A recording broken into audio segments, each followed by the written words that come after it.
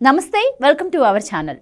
ఏపీలో కాపు సామాజిక వర్గానికి చెందిన ఓట్లకు ఎంత ప్రాముఖ్యం ఉందో అందరికీ తెలిసిందే. ప్రతి ఎన్నికల్లోనూ వీరికి ఓట్ల కోసమే వివిధ రాజకీయ పార్టీలు తహతలాడుతూ ఉంటాయి. గత ఎన్నికల్లో కూడా కాపు సామాజిక వర్గం అధికంగా ఉన్న ప్రతి నియోజకవర్గంలో కూటమి విజయ దుందుబి మోగించింది. ఆ సామాజిక వర్గానికి చెందిన పవన్ కళ్యాణ్ కోసం కాపులు ఏకతాటిపైకొచ్చారు.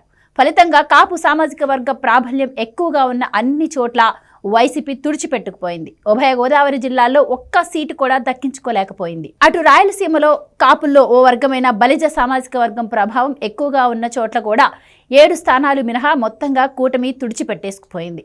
ఇంత నష్టం జరిగాక ఆ నష్టమైన పార్టీ వెంటనే అలర్ట్ అవ్వాల్సి ఉంటుంది.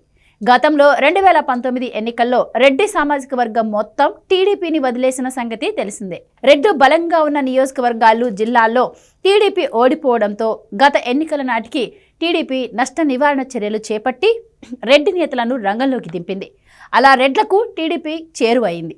కానీ ఆ తరహా వ్యూహాలు వేయడంలో వైసీపీ విఫలమవుతోంది. తాజాగా కాపు సామాజిక వర్గం మరింతగా వైసీపీకి దూరం అవుతున్నట్టు కనిపిస్తోంది.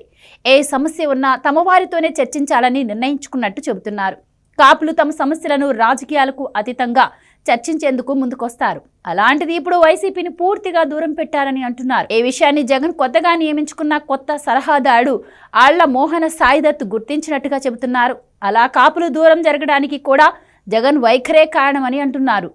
కాపు నాయకులు పార్టీకి రాజీనామా చేస్తున్నా కూడా ఆయన పిలిచి మాట్లాడకపోవడంతో పాటు వారి సమస్యలు తెలుసుకునే ప్రయత్నం చేయడం లేదని అంటున్నారు. ఏలూరు మాజీ ఎంపీ ఆళ్ల నాని, గుంటూరు నుంచి పోటీ చేసిన మాజీ ఎమ్మెల్యే కిలారు రోసయ్య పార్టీకి గుడ్ బై చెప్పేశారు. ఇలా పార్టీ కీలక నేతలు కొందరు రాజీనామాలు చేసి పోతున్నా కూడా జగన్ వారిని పట్టించుకోవడం లేదని అంటున్నారు.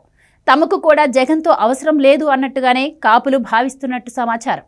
అయితే జగన్ కాపుల విషయంలో తన మొండి వైఖరి వీడితే తప్ప ఆ సామాజిక వర్గ ఓటర్లు ఆ వైపునకు చేరబోరని అంటున్నారు.